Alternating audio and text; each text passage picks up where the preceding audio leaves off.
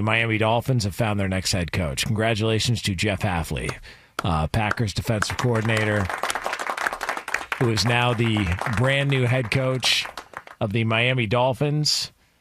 He's going to be reunited with John Eric Sullivan, the serial killer name, but he is the new new GM. Just stupid. It is. It's a new GM. I'm just telling you, it is. But a new GM there in Miami, so we've got a whole new regime, and Jeff Hafley is the guy. And what's interesting is Jeff Hafley was one of the first that was like, you know what? I'm the head coach of Boston College.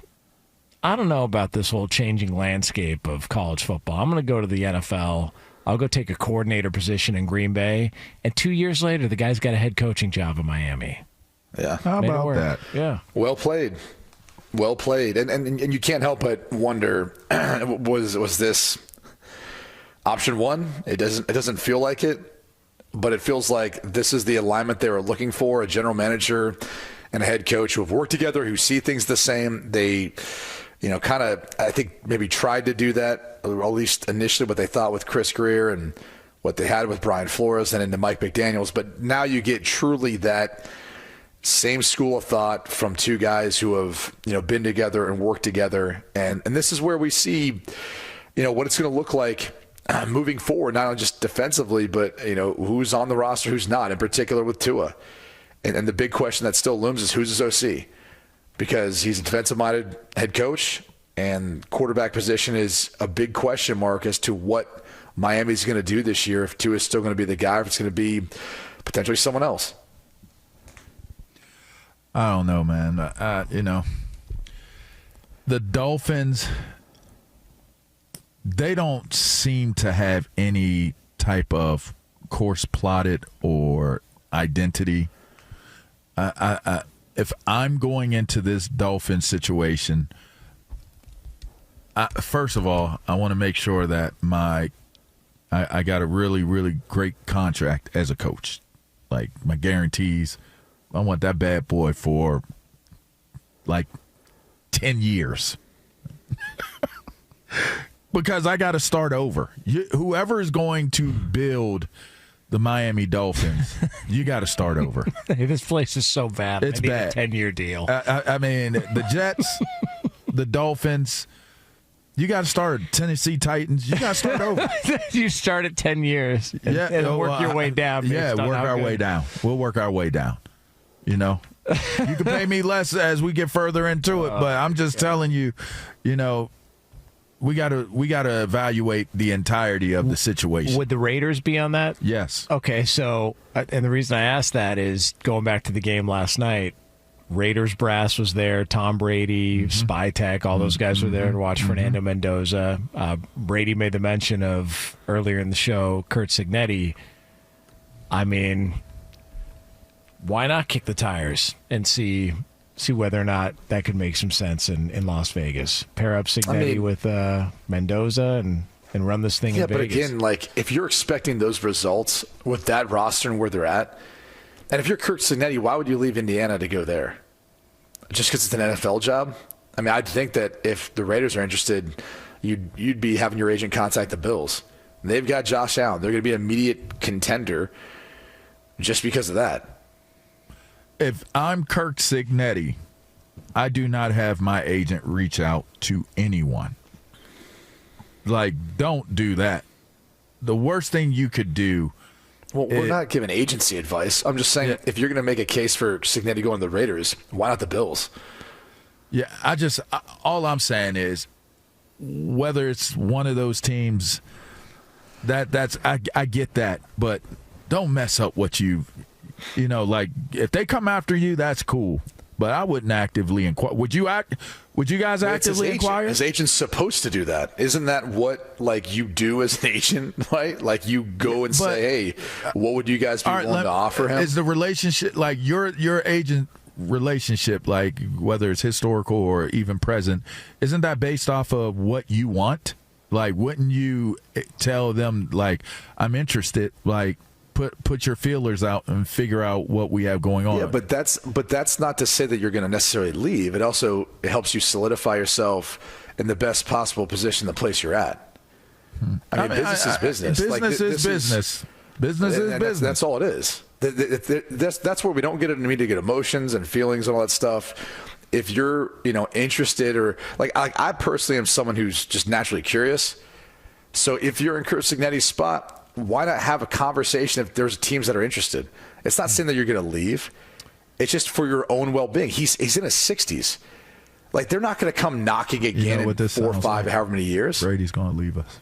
He's going to leave us. No. I'm just saying, think about his age. He's going to leave us first chance. He got to this point. We still got Saturdays. You hear this? We do got Saturday, huh? We got that 4-hour block.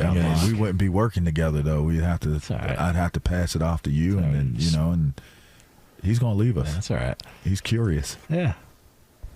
I'm just saying, he's in his 60s. How much longer he's going to coach? How many more opportunities is he going to get to potentially coach a guy, for example, like Josh Allen, if they were interested? He is old. Who's going to be a Hall of Famer? How many opportunities does that come open? He looks like he's a part of Jonas's family. And also, he was coming up out of that joint. I was like, man, the vampires have touched down, dog. Ooh. He looks like he's straight out of Interview with a Vampire. Signetti? Hell yeah. Really? Bruh. That. It's such a bad take. So bad. I'll take that little Italian vampire in the mix. No problem. Signetti looked like he got some fangs up in there, man. Also, I'll say this: if he were to leave, or if there were, so does Mendoza, by the way. If there were whispers from like Twilight last night in that game. It's a whole nother story. If he were kicking the tires on potentially leaving, whether it's the Bills or whatever, I don't want to hear an Indiana fan ever complain about another thing that he ever does, ever. He could pull a Brian Smith at Ohio and drink on the job if he wanted to, and you don't say a damn thing. Allegedly. Yeah. Allegedly. Yeah, whatever. He's stamped. Signetti stamped forever, and football, period. And you can't say a damn thing to him. I mean, you could say you could call it whatever you want. You could call that statue better be up by 2026. Oh, and it better not be like Dwayne Wade. It better be like a real one. It better be a real. It better be like a Cristiano Ronaldo, man. One of those ones. No, it can't be. No. Yeah. Is that the good one or is that the bad one? I'm talking about the one where he had a lot of input in it. The other one. He made sure that he looked very glorious up there. Because that one, it looked trash at him, right? All messed up. Yeah. Everyone's staring at that thing out there. That Dwayne Wade one, bruh. Man, that was bad. That was a miss. There's been worse, though. But anyway, we saw one in Washington that was worse. Oh, I mean, it was hanger wire. It wasn't even a. Yeah. They said we're unveiling the statue of Sean, and it was hanger wire. It was a hanger wire. Mannequin. Subject to high winds. Hey, why is that guy from the dry cleaners putting the statue together? No, that is a statue. Why would they think that was a good idea? I don't know. That's an all-time low. They're like, well, we used recycled hangers, and it wasn't even his uniform. I know. It was not his uniform. It wasn't his cleats. It wasn't his uniform. It wasn't his his game worn stuff. Anyway, the point I'm making is, Signetti is stamped for sure. Not like this is it. You heard Petros. I agree. Like it's got to be the biggest story ever in college football history. Like, and there can never be a first unless I'll say this, unless a JMU wins.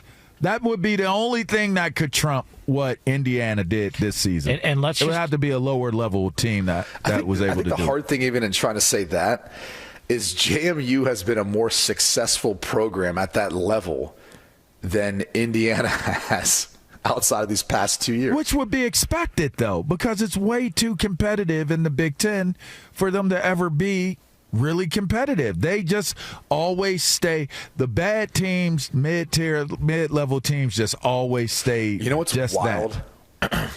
Does anyone remember how Indiana started the season? Old Dominion on their first play from scrimmage ran a zone read. The quarterback ran for a touchdown. They trailed Old Dominion 7-0 after like 11 seconds. That's how their season began. They are now undefeated in the national champions. Think about Old Dominion right now. Someone's going to walk around Peacock and be like, we led for longer than Miami did in the national championship game. That is true. You can't take that away from them. That is true.